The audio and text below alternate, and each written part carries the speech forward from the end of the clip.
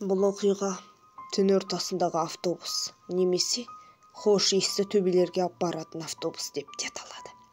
Бұл туралы Қытайдың барлық газеттері бір уақытта жазды.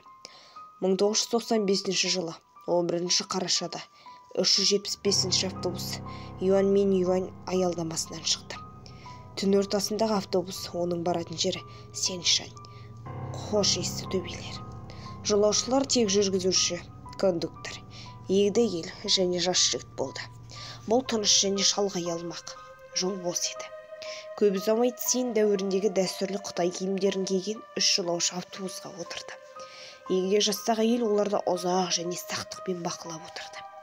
Біраз уақыттан кейін ол орнынан атып тұрып, алдында отырған жас жігіт оның әмиесін ұрлап кетті деп айқайлай бастады және оны полиция бөліміне апарып тастауды талап етті.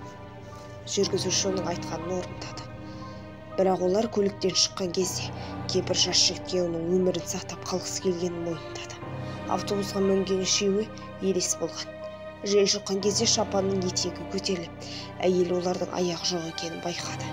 Кейінірек ол да жас жігітте бұл нұсқадан бас тартты деді полицияға.